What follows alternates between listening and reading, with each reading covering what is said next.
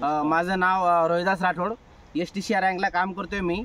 आणि गेल्या वर्षी मी समाधान वायाळ सरांच्या माध्यमातून आम्ही बागासाठी काही आपले इंडिया ग्रोचे खतं आणि औषधी दिली होती. तर खत म्हणण्यापेक्षा ते खतामध्ये मिक्स करून टाकायचं एक भुआस्त्र दिलं होतं आणि ग्रो मॅजिक दिलं होतं. तर सरांना कसा रिझल्ट आला आणि काय काय रिझल्ट आला, सरांनी कसं कसं वापरलं हे आपण सरांच्याच माध्यमातून ऐकू. सर नमस्कार. नमस्कार. बोला सर.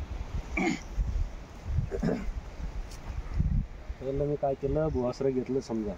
त्याच्या अगोदर आपण पहिले खत टाकायचो, लेंडी खत. हां हां हां मेन मुद्दा असं की बा आपल्याला हे खतं टाकायचे नव्हते, DAP झालं हे, कारण की केमिकल असतं त्या हिशोबानं. मुद्दा काय केला आपण की बा लेंडी खत ते टाकायचं, त्याच्यानंतर मग सुपर फॉस्फेट घेतलं, कारण की खत पडत नव्हतं तसं आपलं भुआस्त्र जसं. हो, त्या हिशोबानं ते भुआस्त्र ते मिक्सचर करून मी टाकलं. तर आपल्याला अशी रिझल्ट आली त्याचे की मालच संपला नाही आपला गेल्या वर्षी. हा गेल्या वर्षी म्हणजे चालूच राहिलं. किती कसं म्हणजे भुआस्त्र किती वापरलं मग एवढ्या 180 झाडाला? आपण 180 झाडांले 2 घेतल्या समजा.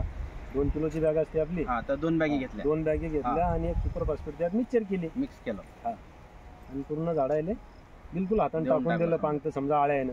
तर समजा तुम्ही गेल्या वर्षी वापरलं, तुम्हाला चांगला रिझल्ट आला, म्हणून तुम्ही यावर्षी किती एकराला घेताय? आता नाही म्हणलं तर आपल्याला 5 एकरात करायचं. 5 एकरासाठी घ्यायचंय. तर तुमच्यासाठी आता तुम्हाला जवळपास 10 भुआस्त्र लागतील आणि 5 ग्रो मॅजिक लागतील. फवारणीचं वेगळं समजा. Okay okay sir.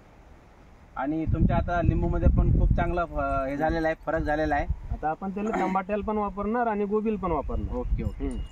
कारण की ते रिझल्ट आहे त्याचे. Okay madam.